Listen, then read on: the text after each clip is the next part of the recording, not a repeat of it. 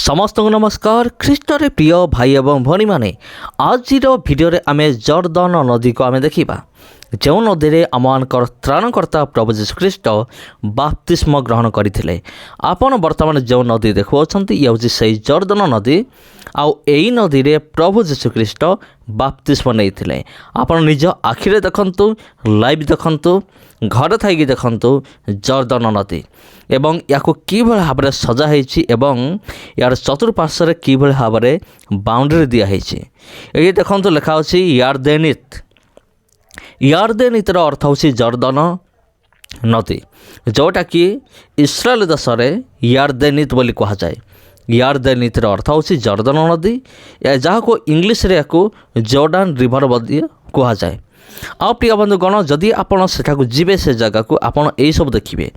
देखो कांथ मानकर परमेश्वर को वाक्य गुड़िक लिखा अच्छी, खास कर गोटे वाक्य जो वाक्य कि जो पदपर्व आमान को यह सूचाए जे प्रभु जीशु ख्रीष्ट जोहन निकट को आसिले एवं बाप्तिस्म ग्रहण करने कहले, किंतु जोहन कहते मु आपन को किपरि बाप्तिस्म दे पारिबी कारण आपन परमेश्वर अटंते। सेतबेले प्रभु जीशु ख्रीष्ट कहते कारण यह हूँ ईश्वर इच्छा, यह हूँ परमेश्वर की इच्छा, आउ तुम्हें मते बाप्तिस्म दियो। तबे प्रिय बंधुगण केवल गोटे भाषार नुहे, ए कांथर आपन देखिए विभिन्न देशर भाषा ए कांथर लिखा जाइए। माने बाइबल गोटे अंश को विभिन्न भाषा लिखाई आपन देखा पाइबे। आपन इंग्लिश रे पाइबे, आपन स्वेडिश भाषा गोटे अच्छी सेठी पाइबे, चाइनीज भाषा रे पाइबे, कोरियन भाषा रे एई भली विभिन्न प्रकार, तापर फ्रेंच भाषा रे एई भली विभिन्न प्रकार अलग अलग भाषा रे आपन से गोटे बाइबल अंश को आपन देखा पाइबे। आपन एथे देखा पाइबे। देखंतु केते लोक माने आज एठार आसिक उपस्थित अच्छा। समस्त गोटे लक्ष्य जे चलो आम मैंने से जगह को आम देखा जो जगार आम त्राणकर्ता प्रभु जीशु ख्रीष्ट बाप्तिस्म ग्रहण करते।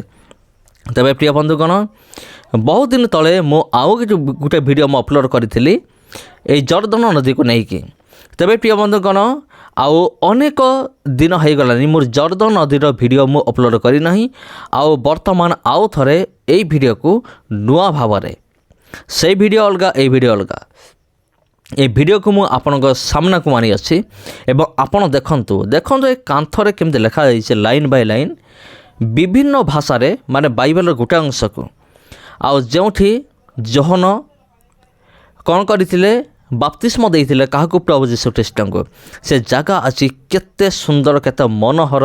आपन टिके देखंतु गोटे दिन एमती थिला, ए जगह एमिति नथिला, ए जगह को साधारण जगह थिला।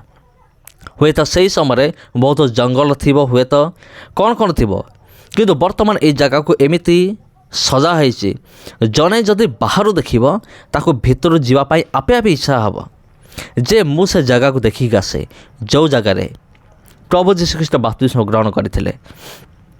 वाक्यर मध्य लिखा अच्छी जितेबाला प्रभु जीशु ख्रीष्ट बाप्तिस्म नहीं कि उठिले जोहन कौन करुँच प्रभु जीशु ख्रीष्ट को ये बाप्तिस्म दौरान। आ से समय किए आसिले पवित्र आत्मा कपत रूप में आसिकी प्रभु जीशु ख्रीष्ट उपर अवतरण कले। तबे या कहुए बाप्तिस्म नेबा साइड, बाप्तिज्म साइड, कारण ये जगह को से बनाई जमीती लोक मैंने ये जगह को आसिकी एठारे बाप्तिस्म ग्रहण करें। तबे अनेक लोक मान ड्रीम अच्छी, स्वप्न अच्छे जे मु तो बाप्तिस्म नहीं ना, जदि मोर बाप्तिस्म जर्दन नदी में हो जाता केते सुंदर हुआ। हुए तो आपण मानक मध्य अनेक एमती भावुथे मु तो बाप्तिस्म नहीं ना, मोर बाप्तिस्म जदि जर्दन नदी में होता तेबे केते भल होता। तेबे आपण एमती इच्छा प्रकाश करुथे, किंतु से माने भाग्यवान प्रिय बंधुगण जो माने ए सुजोग पाउचंते से स्थान को जाइकी जर्दन नदी भितर से माने बाप्तिस्म ग्रहण करुचंते। हाँ प्रिय बंधुगण से माने होचंते सबुठार भाग्यवान। आ कहीं से माने भाग्यवान कारण तांको पाखरे अर्थ अच्छे, तांको पाखरे पैसा अच्छे। से माने इस्राएल देश को जाइकी 10-15 दिन रहीकी विभिन्न बाइबल जो हिस्टोरिकल जगह गुड़िक अच्छी एमती से जाइकी से जगह गुड़ी को परिदर्शन करें, भिजिट करें। ଆଉ ସେମାନଙ୍କର ସ୍ୱପ୍ନ ଅଛି ଆଉ ଏଇ ଜାଗାରେ ଆମର ବାପ୍ତିସ୍ମ ହେଇଯାଆନ୍ତା କି। ଆଉ ସେଇ ଟାଇପ୍ର ଲୋକମାନେ ଏଇ ଜାଗାକୁ ଆସିକି ସେମାନେ କ'ଣ କରନ୍ତି, ବାପ୍ତିସ୍ମ ଗ୍ରହଣ କରନ୍ତି। ଆଉ ସେମାନେ ଭାଗ୍ୟମାନ ପ୍ରିୟ ବନ୍ଧୁଗଣ। ତେବେ ଖ୍ରୀଷ୍ଟର ପ୍ରିୟ ଭାଇ ଭଉଣୀମାନେ, ଏ ସ୍ଥାନକୁ ଯିବା ପାଇଁ ବହୁତ ଅର୍ଥର ଆବଶ୍ୟକ ଅଛି, କାରଣ ଇଏ ଆମର ଇଣ୍ଡିଆ ଭିତରେ ନୁହେଁ। ଯଦି ଇଏ କୌଣସି ଅଲଗା ଷ୍ଟେଟ୍ ହେଇଥାନ୍ତା କି ଅଲଗା କୌଣସି ରାଜ୍ୟ ହେଇଥାନ୍ତା, ତାହେଲେ ଆପଣ କମ୍ ସେ କମ୍ 3-4 ହଜାର ଟଙ୍କା ଭିତରେ ଯାଇକି ବାପ୍ତିସ୍ମ ଗ୍ରହଣ କରିକି ଗୋଟେ ଦିନ ରହିକି ଆସିଥାନ୍ତେ। କିନ୍ତୁ ପ୍ରିୟ ବନ୍ଧୁଗଣ, ଇଏ ହେଉଛି ବିଦେଶ, କାରଣ ଇସ୍ରାଏଲ ଦେଶ ହେଉଛି ଆମର ଭାରତ ବାହାରେ। ତେଣୁ ଇସ୍ରାଏଲ ଦେଶକୁ ଯିବା ପାଇଁ ହେଲେ କୌଣସି ଟ୍ରେନ୍ ଯାଏ ନାହିଁ। ଇସ୍ରାଏଲ ଦେଶକୁ ଯିବା ପାଇଁ ହେଲେ ଆପଣଙ୍କୁ ଫ୍ଲାଇଟ୍ରେ ଅର୍ଥାତ୍ ଆପଣଙ୍କୁ ଉଡ଼ାଜାହାଜରେ ହିଁ ଯିବାକୁ ପଡ଼ିବ। ଆଉ ଉଡ଼ାଜାହାଜର ଭଡ଼ା କେତେ ଆପଣ ନିଶ୍ଚୟ ଜାଣିଥିବେ। ଯଦି ଜାଣିନାହାନ୍ତି ମୁଁ କହିଦେଉଛି। ଉଡ଼ାଜାହାଜର ଭଡ଼ା ଅଲଗା ଅଲଗା ଅଛି, କିନ୍ତୁ ଆଭରେଜ୍ ଯଦି ଆମେ ଧରିବା 1.5 ଲକ୍ଷ ଟଙ୍କା, ମାନେ ଗୋଟେ ସାଇଡ଼୍। ଆପଣ ଯିବେ 1.5 ଲକ୍ଷ, ଆସିବେ 1.5 ଲକ୍ଷ। ଆଉ ସେଠି ରହିବେ, ହୋଟେଲରେ ରହିବେ, ଖାଇବେ ପିଇବେ ବୁଲିବେ, ନିହାତି ସେ 1 ଲକ୍ଷ ଟଙ୍କା। ତେବେ ଦେଖନ୍ତୁ, ଆପଣଙ୍କର ବହୁତ ପଇସା ଖର୍ଚ୍ଚ ହୋଇଯିବ। ଆଉ ଯଦି ଆପଣ ଯିବେ ତ ସାଙ୍ଗେ ସାଙ୍ଗେ ଫେରିବେ ନାହିଁ ନା। ଆପଣ ନିହାତି କମ୍ ସେ କମ୍ 5-10 ଦିନର ପ୍ରୋଗ୍ରାମ୍ କରିକି ଯାଇଥିବେ। ଯଦି ମୁଁ ଜର୍ଦ୍ଦନ ନଦୀ ମୁଁ ଦେଖିବି, ତେବେ ଅନ୍ୟାନ୍ୟ ଜାଗାଗୁଡ଼ିକ ମଧ୍ୟ ମୁଁ ଦେଖିକି ଆସିବି, ଯେମିତି ଯୀଶୁଙ୍କର କବର, ଯେମିତି କାନା ନଗର ଯେଉଁଠି ପ୍ରଭୁ ଯୀଶୁଖ୍ରୀଷ୍ଟ ମାନେ ଜଳକୁ ଦ୍ରାକ୍ଷାରସ କରିଥିଲେ, ସେଇ ଜାଗା, ଗେଥସେମନି ବଗିଚା, ଏଇସବୁ ଜାଗାଗୁଡ଼ିକ ମୁଁ ଦେଖିକି ଆସିବି। ଆଉ ଯୀଶୁଙ୍କର କବର ଦେଖିବି। ଆଉ ଏମିତି ପ୍ଲାନିଂ କରିକି ଆପଣ ନିଶ୍ଚୟ ଯାଇଥିବେ। ଆଉ ସେଠି ବହୁତ ଜାଗା ଅଛି।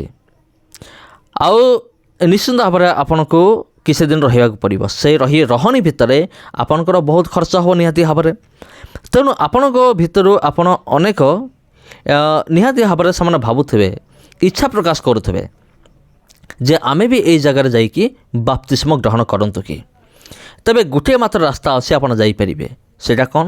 ପ୍ରାର୍ଥନା। ବିଶ୍ୱାସ ସହିତ ପ୍ରାର୍ଥନା କରନ୍ତୁ। କାରଣ ବିଶ୍ୱାସ ଏମିତି ଗୋଟେ ବିଷୟ ଯେଉଁଟାକି ଗୋଟେ ପାହାଡ଼କୁ ମଧ୍ୟ ଉଠାଇକି ଫିଙ୍ଗି ଦେଇପାରେ। ବିଶ୍ୱାସର ଏମିତି ଶକ୍ତି ଅଛି।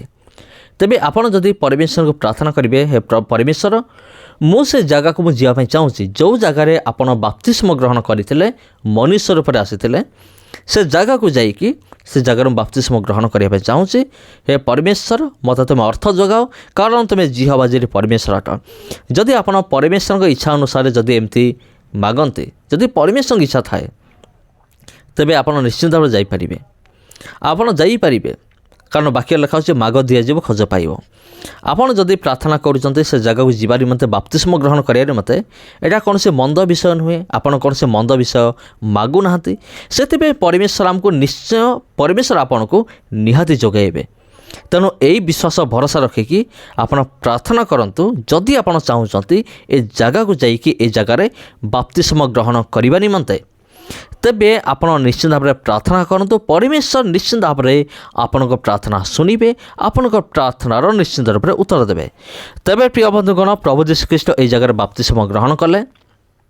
ଆଉ ଆକାଶ ଉନ୍ମୁକ୍ତ ହେଲା ଲେଖା ଅଛି, ଏବଂ ପବିତ୍ର ଆତ୍ମା କୋପତ ସଦୃଶ୍ୟ ସେ ଅବତରଣ କଲେ ଯୀଶୁଙ୍କ ଉପରକୁ। ଆଉ ଆକାଶର ଗୋଟେ ବାଣୀ ହେଲା, ଏ ଆମ୍ଭର ପ୍ରିୟ ପୁତ୍ର, ଏହାଙ୍କଠାରେ ଆମର ପରମ ସନ୍ତୋଷ। ତେବେ ପ୍ରିୟ ବନ୍ଧୁଗଣ, ସ୍ୱର୍ଗରୁ ବାଣୀ ହେଇଥିଲା, ଏହା ଆମର ପ୍ରିୟ ପୁତ୍ର। ଈଶ୍ୱରଙ୍କ ପୁତ୍ର ହେଉଛନ୍ତି ପ୍ରଭୁ ଯୀଶୁଖ୍ରୀଷ୍ଟ, ଯାହାକୁ ଆମେ ଈଶ୍ୱର ବୋଲି ବିଶ୍ୱାସ କରୁ। ଆମେ କାହିଁକି ଈଶ୍ୱର ବୋଲି ବିଶ୍ୱାସ କରୁ? ପ୍ରଭୁ ଯୀଶୁଖ୍ରୀଷ୍ଟଙ୍କ ନିକଟରେ ମନୁଷ୍ୟ ଏବଂ ଈଶ୍ୱର ଉଭୟଙ୍କର କ୍ୟାରେକ୍ଟର, ଉଭୟଙ୍କର ଗୁଣ ମାନେ କ୍ୱାଲିଟି ତାଙ୍କ ଭିତରେ ଥିଲା। ପରମେଶ୍ୱର ଯାହା ଯାହା କରିପାରନ୍ତି, ପ୍ରଭୁ ଯୀଶୁଖ୍ରୀଷ୍ଟ ମଧ୍ୟ ସେହିସବୁ କରିପାରୁଥିଲେ। ପରମେଶ୍ୱର ଅଦ୍ଭୁତ କାର୍ଯ୍ୟ କରିପାରନ୍ତି, ପ୍ରଭୁ ଯୀଶୁଖ୍ରୀଷ୍ଟ ମଧ୍ୟ ଅଦ୍ଭୁତ କାର୍ଯ୍ୟ କଲେ। ପାଣି ଉପରେ ଚାଲିଲେ, 5ଟି ରୁଟି 2ଟି ମାଛରେ 5,000 ଲୋକଙ୍କୁ ଖୁଆଇଲେ, ତାପରେ କୁଷ୍ଠିକୁ ଶୁଚି କଲେ, ମୃତ ବ୍ୟକ୍ତିଙ୍କୁ ଜୀବନ ଦାନ ଦେଲେ।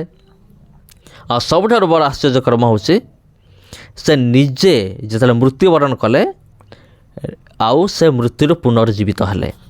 ଆଜି ପର୍ଯ୍ୟନ୍ତ କେହି ମଧ୍ୟ, କୌଣସି ଈଶ୍ୱର, କୌଣସି ଦେବାଦେବୀ ଆଜି ପର୍ଯ୍ୟନ୍ତ ମରିକି ଆଉ ଥରେ ପୁନର୍ବାର ଉଠି ନାହାନ୍ତି।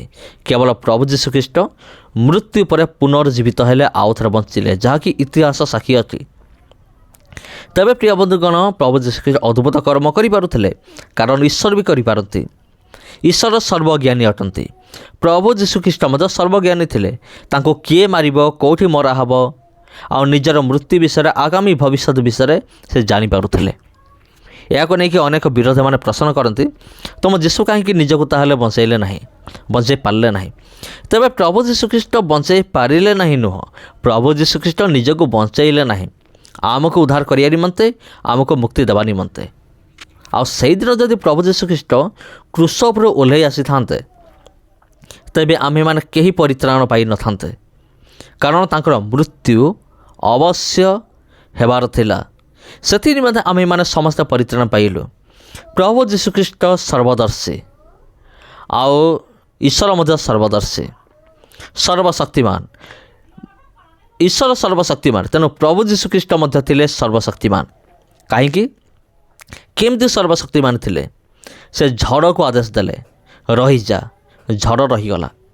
ସମୁଦ୍ରର ତୋଫାନକୁ ଯିଏ ବନ୍ଦ କରିପାରୁଛି ଗୋଟେ ଆଦେଶରେ, ସିଏ ହେଉଛି ପରମେଶ୍ୱର, ଆଉ କେହି ନୁହେଁ। ଆଉ ପ୍ରଭୁ ଯୀଶୁଖ୍ରୀଷ୍ଟ ପବିତ୍ର ଥିଲେ। ଯେମିତି ଅନ୍ୟାନ୍ୟ ଦେବାଦେବୀମାନେ ଯେମିତି ସେମାନେ ବିବାହ କରନ୍ତି, ସେମିତି ପ୍ରଭୁ ଯୀଶୁଖ୍ରୀଷ୍ଟ ନଥିଲେ। ପ୍ରଭୁ ଯୀଶୁଖ୍ରୀଷ୍ଟ କିଏ ଥିଲେ? ପ୍ରଭୁ ଯୀଶୁଖ୍ରୀଷ୍ଟ ନିଜେ ଈଶ୍ୱର ଥିଲେ। ତେବେ ପ୍ରିୟ ବନ୍ଧୁଗଣ, ଖ୍ରୀଷ୍ଟରେ ପ୍ରିୟ ଭାଇ ଏବଂ ଭଉଣୀମାନେ, ଆପଣମାନଙ୍କୁ ପ୍ରତ୍ୟେକଙ୍କୁ ପ୍ରଭୁ ଯୀଶୁଖ୍ରୀଷ୍ଟଙ୍କର ମଧୁମୟ ନାମରେ ମୋର ଆନ୍ତରିକ ନମସ୍କାର। ତେବେ ପ୍ରିୟ ବନ୍ଧୁଗଣ, এই ভিডিওକୁ ଯଦି ପାରୁଛନ୍ତି ଆପଣ ସେୟାର କରନ୍ତୁ, ପ୍ରବଳ ମାତ୍ରାରେ ସେୟାର କରନ୍ତୁ। ଆଉ ଯଦି ଆପଣ ଭବିଷ୍ୟତରେ ପ୍ଲାନିଂ କରୁଛନ୍ତି ଏ ସ୍ଥାନକୁ ଯାଇକି ଏ ସ୍ଥାନକୁ ଦେଖିବା ନିମନ୍ତେ, ତେବେ ପ୍ରିୟ ବନ୍ଧୁଗଣ ଆପଣ ପ୍ରାର୍ଥନା କରନ୍ତୁ। এই ସ୍ଥାନ ନିମନ୍ତେ ପ୍ରାର୍ଥନା କରନ୍ତୁ ଏବଂ ଆପଣଙ୍କ ନିମନ୍ତେ ମଧ୍ୟ ପ୍ରାର୍ଥନା କରନ୍ତୁ। ପ୍ରଭୁ ଆପଣଙ୍କୁ ସୁଯୋଗ ଦିଅନ୍ତୁ। ଆଉ এই ସ୍ଥାନକୁ ଯିବା ପାଇଁ ଅନେକ କୁହନ୍ତି ମୋତେ, ଆମେ କେମିତି ଯିବା? ତେବେ ମୋର ବିଗତ କେତେଟା ଭିଡ଼ିଓରେ ମୁଁ କହିସାରିଛି। ଆଜି ଆଉ ଟିକେ ଜଷ୍ଟ ମୁଁ ଅଳ୍ପ ସମୟ ଭିତରେ ଆପଣଙ୍କୁ ଜଣାଇ ଦେଉଛି ଆପଣ ସେ ଜାଗା କେମିତି ଯିବେ। ଆପଣଙ୍କୁ ପ୍ରଥମେ ଭିସା ପାଇଁ ଆପ୍ଲାଏ କରିବାକୁ ପଡ଼ିବ। ଭିସା ପାସପୋର୍ଟ ହେଲା ପରେ ଆପଣଙ୍କୁ କ'ଣ କରିବାକୁ ପଡ଼ିବ? ଆପଣ ଟିକେଟ୍ କରିବେ, ଦିଲ୍ଲୀରୁ କେଉଁଠିକି? ଦିଲ୍ଲୀରୁ ଇସ୍ରାଏଲ ଦେଶ, କିମ୍ବା ଆପଣ ଟିକେ ଖୋଜିବେ ଭୁବନେଶ୍ୱରରୁ ଅଛି ନା ନାହିଁ ଡାଇରେକ୍ଟ ଆପଣ ଖୋଜିବେ। ଦେଖନ୍ତୁ, welcome to Yardenit the baptism site of the Jordan river, ଆପଣଙ୍କୁ ସ୍ୱାଗତ କରାହେଉଛି। ତେବେ ପ୍ରିୟ ବନ୍ଧୁଗଣ, ସେଠି ପହଞ୍ଚିବେ। ତା ପୂର୍ବରୁ ଆପଣଙ୍କୁ ମନି ଏକ୍ସଚେଞ୍ଜ କରିବାକୁ ପଡ଼ିବ, କାରଣ ଭାରତର ମୁଦ୍ରା ନାଁ ହେଉଛି ଟଙ୍କା। ସେଠି ଟଙ୍କା ଚଳେ ନାହିଁ। ସେଠି କ'ଣ ଚଳେ? ସେଠି ଇସ୍ରାଏଲର ମୁଦ୍ରା ଯେଉଁ ସେକଲ, ସେଠି ସେକଲ, ଆମର ଯେମିତି ଟଙ୍କା ସେଠି ସେକଲ କୁହାଯାଏ। ଆଉ ତାଙ୍କର ମୁଦ୍ରା ହେଉଛି ଅଲଗା। ତାଙ୍କ ମୁଦ୍ରାକୁ କ'ଣ କରିବାକୁ ପଡ଼ିବ? ଏକ୍ସଚେଞ୍ଜ କରିବାକୁ ପଡ଼ିବ। ତାପରେ ଆପଣ ସେଇଠି ପହଞ୍ଚିଲା ପରେ ଜଣେ ଗାଇଡ଼କୁ ଧରିବାକୁ ପଡ଼ିବ, ଗାଇଡ଼ ଯିଏକି ସବୁ ଜାଗା ବିଷୟରେ ଜାଣିଥିବ, ସବୁ ହୋଟେଲ ବିଷୟରେ ଜାଣିଥିବ। ଆପଣଙ୍କୁ ସେ କିଛି ପଇସା ନେବ, କିନ୍ତୁ ଆପଣଙ୍କୁ ସବୁ ହୋଟେଲ ବୁଲିକି ଦେଖାଇବ। ସବୁ ଯେଉଁ ହିଷ୍ଟୋରିକାଲ ଜାଗା ଗୁଡ଼ିକ ଅଛି, ବାଇବେଲରେ ବର୍ଣ୍ଣିତ ଯେତେ ସବୁ ପ୍ରଭୁ ଯୀଶୁଖ୍ରୀଷ୍ଟଙ୍କର ଯେତେ ବି ଜାଗା ଅଛି, ସବୁ ଜାଗା ଆପଣଙ୍କୁ ବୁଲେଇବ ନେଇକି। ଆଉ ଆପଣ ହୋଟେଲରେ ରହିବେ। ଆଉ ହୋଟେଲରେ ତା'ର ଭଡ଼ା ବି ଅଧିକ। ତାପରେ ହୋଟେଲରେ ଖାଇବା ପିଇବା ସବୁ ବ୍ୟବସ୍ଥା ଅଛି, ଆପଣଙ୍କୁ କରିବାକୁ ପଡ଼ିବ। ତାପରେ ଆପଣ ଯେତେବେଳେ ଯିବା ଟିକେଟ୍ କରୁଛନ୍ତି, ଆପଣଙ୍କୁ ରିଟର୍ଣ୍ଣ ଟିକେଟ୍ ମଧ୍ୟ ଆପଣଙ୍କୁ କରିବାକୁ ପଡ଼ିବ। ତେବେ ପ୍ରିୟ ବନ୍ଧୁଗଣ, ଆପଣ ଗାଇଡ଼କୁ ଧରନ୍ତୁ ଆଉ ସେଠିକି ଯାଆନ୍ତୁ। କମ୍ ସେ କମ୍ 10-15 ଦିନ କିମ୍ବା 20 ଦିନ ଆପଣ ପ୍ଲାନିଂ କରିକି ଯାଆନ୍ତୁ, କାରଣ ସବୁ ଜାଗା ଆପଣ ଦେଖିବେ। ଏକାଥରକେ ଦେଖିକି ଆସନ୍ତୁ। ଭିଡ଼ିଓ ଭଲ ଲାଗିଥିଲେ ସେୟାର କରନ୍ତୁ। ଆଉ ଯଦି ଆପଣ ଚ୍ୟାନେଲକୁ ପ୍ରଥମ ଥର ପାଇଁ ଆସିଛନ୍ତି, ଏ ଚ୍ୟାନେଲକୁ ନିଶ୍ଚିତ ଭାବରେ ସବସ୍କ୍ରାଇବ୍ କରନ୍ତୁ। ଆଜି ପାଇଁ ଏତିକି, ପୁଣି ଭେଟ ହେବ ଆପଣଙ୍କ ସହିତ ଆଉ ଗୋଟେ ଭିଡ଼ିଓରେ। ଧନ୍ୟବାଦ।